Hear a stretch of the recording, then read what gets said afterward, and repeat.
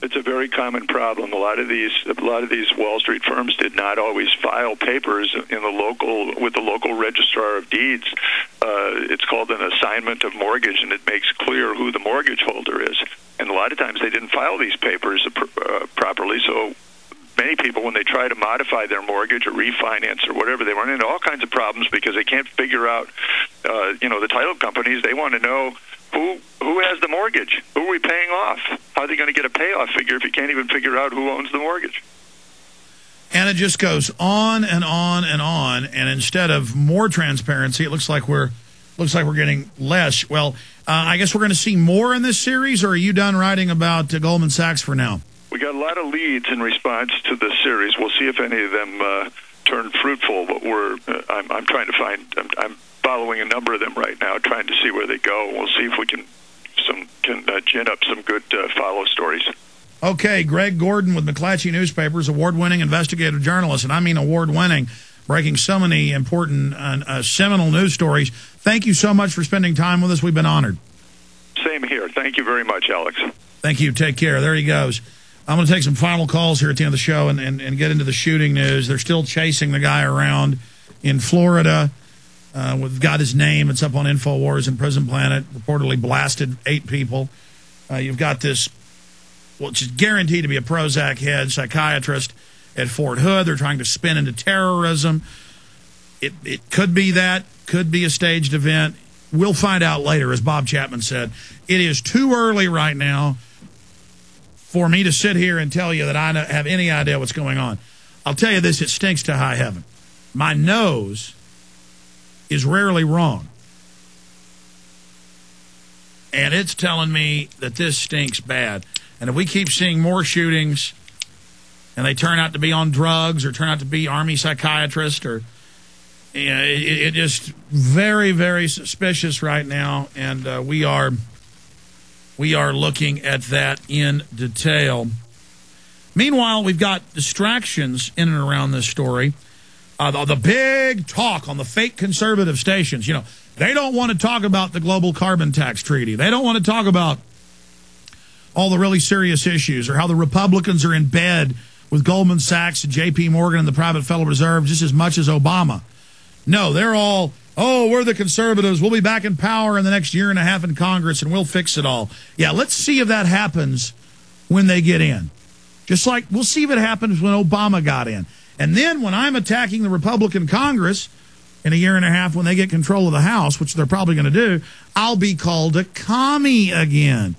I'm being called a right-wing extremist right now because I don't like the political whore that reads off a teleprompter who's Barack Obama. No, I'm a constitutionalist. I'm a truth teller.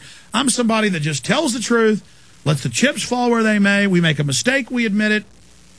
We're right, we trumpet it. We're here. You can judge us by our track record, by the fruits of what we produce, what we create, what we do. But this indignation of the citizenry getting mad, having their political angers dissipated like a steam valve on ridiculous crap. Obama's giving a speech yesterday. They load his teleprompter. I've gone and pulled the video up with prepared remarks. He reads off the I'm not defending Obama, but I'm not going to spend all day on some puppet and ask the listeners, what do you think of Obama not caring about the troops? What do you think of Obama being disrespectful to them? That's a mind game the media is playing with you. This guy gets up there, reads off a teleprompter, says, our hearts go out to everybody who was hurt. After he thanks the Congressional Medal of Honor winner and thanks the people that are there, 2 minutes in, he talks about the shooting as if he's the president, as if he's running anything. It's all about it's Obama, and everything stops with Obama, and Obama really runs things. That way, in 3 to 7 years, whenever he leaves office, whether he's 1 term or 2, it can all be blamed on him. And then we'll get another fake right-winger. And then in 4 to 8 years, it can all be blamed on him again. And then we'll get another Democrat.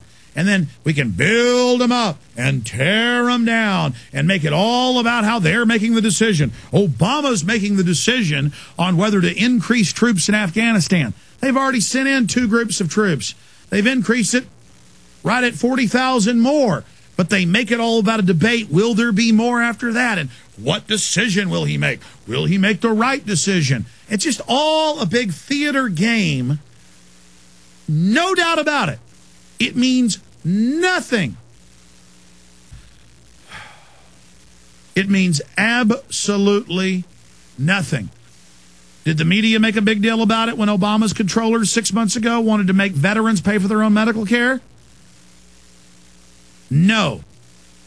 Because the establishment doesn't care about the veterans. They're scared of the veterans. They don't like you. They use fake patriotism to control you.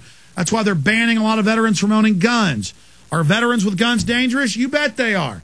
Some are dangerous to criminals. Some are dangerous to their wives and kids. That's just the way it is to be an empire with a bunch of trained killers coming back and living amongst us. You don't take my guns because a bunch of trained killers may go crazy at any minute.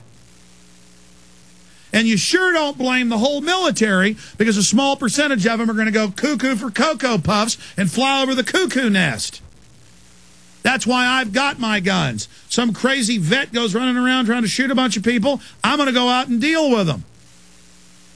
It's not because I'm macho or tough, folks. It's what you're supposed to do. I don't know how they turned this country into a bunch of cowards. And how it's amazing that this female cop went and shot this reported lunatic 4 times, didn't kill him. They said he killed him for 6 hours, and they're all marveling that a cop would just run in and shoot somebody. What do you think cops did 20, 30 years ago? They didn't need all the gear and all the crap. But a woman is now tougher than the average cop.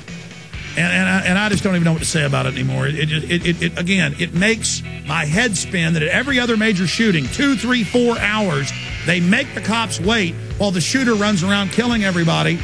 I guess the feds give that order so the kill rate's higher. Maybe the cops aren't cowards. I don't know. Hello, friends. This is Alex Jones.